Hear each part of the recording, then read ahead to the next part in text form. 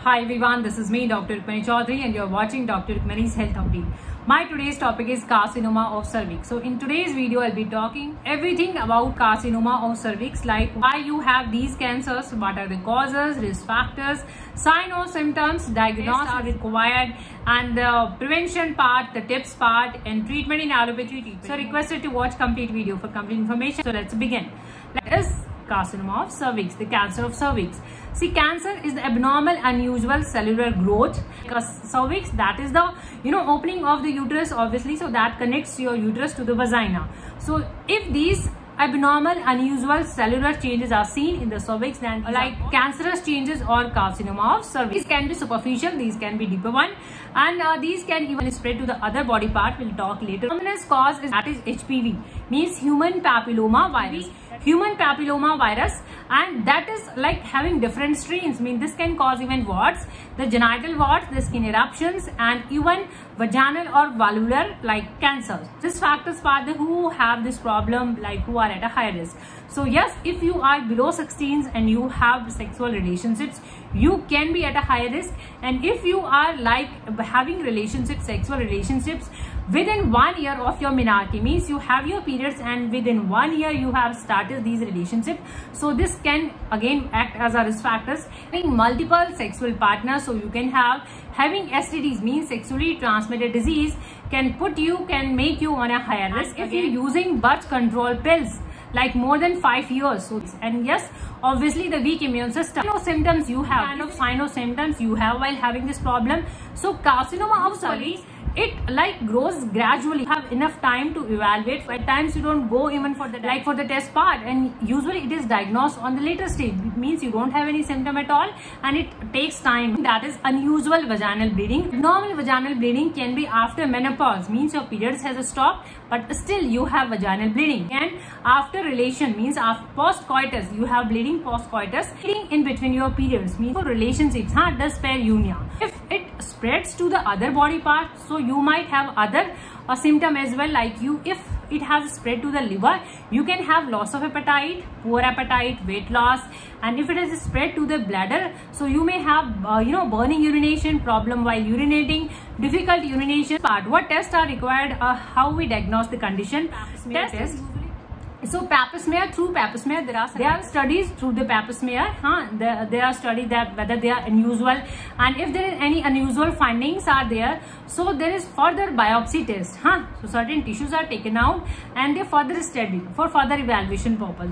So this is how it is done, like your pap smear, your tissue biopsy, and colposcopy. TEEP, that is electrosurgical excision procedures, means electrified loop is inserted, and if there are precancerous changes, so they are destroyed. They are precizing them by diathermy, by cryotherapies, freezing technologies, and even laser technologies. So if there are precancerous changes, they are destroyed. Blood tests are done for ruling out the liver metastasis, and there are x-rays done whether it is in the lungs or not. So x-ray of chest and your ultrasound, your IVP. We already discussed that. Colposcopy for the vaginal study, and there is a proctosigmoidoscopy for the any changes, any like cancerous changes in your anus or rectum. Proctosigmoidoscopy. And tips. So tips are like you are supposed to have good diet, protein-rich diet plays a key role. So you have good diet, protein-rich diet, and just be active, so you have your energy level balanced, and just quit smoking and just avoid alcohol consumption.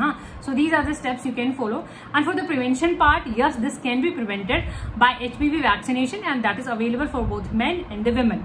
So you can go for HPV vaccination that provides you protection, a broad protection against even genital warts or the cervical cancer. There are like so you can go having a watch on the risk factors that you are having, whether you are having multiple partners, so avoid that, and unhealthy relationship, just avoid that. Age bracket of 30 to 65 years, so you can go for pap smear yearly basis, or like after every 3 years or after every 5 years. It is like for the precancerous, it is like diathermy, distraction, cauterization, cryotherapies, distraction by freezing technologies, and even laser therapies. These are the cancerous one. So for that, there are like radiotherapies and the chemotherapies, and rest depends on the complete case, that what severity of the case you have, what other body parts are. Let's talk about the best effective homeopathy medicines in carcinoma of cervix. There are couple of medicine, and in homeopathy it again depends that like which part is affected, whether it is a case of metastasis, means your other body parts are also affected, and this is given when you have disbalance of hormones,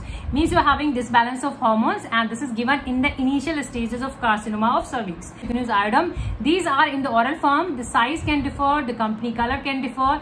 Just focus on the medicine name, and if you're watching on YouTube, you can find all medicines links in the description box below. So iodine is given in the initial stages.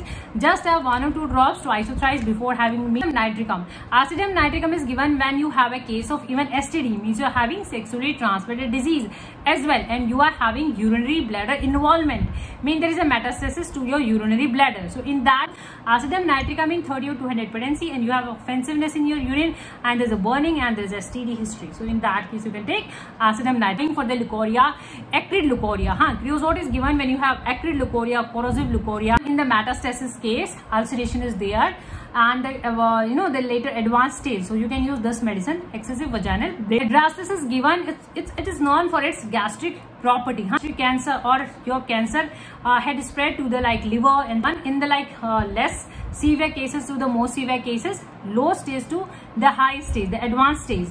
Ulceration again is there. Liver is affected, so you have gastric derangements are there. You must be knowing its genital warts property. Those are equally effective in cancerous cases. The large growth of the, and it spreads to the vagina. So larger growths are there. Cancerous are the medicine. There are other medicine as well, like there can be the graphitis if it is a case of obesity, if it is a case of constipation, gastric disturbances, and natrium is there if caused due to grief or certain anxiety, grief, anger. So medicine, they depends on the patient's individual. So hopefully this video can give you some amount of help. If you find this video knowledgeable, informative, please like, share and subscribe my channel. Press the bell icon to get notified. Thank you for your time. Thank you so much.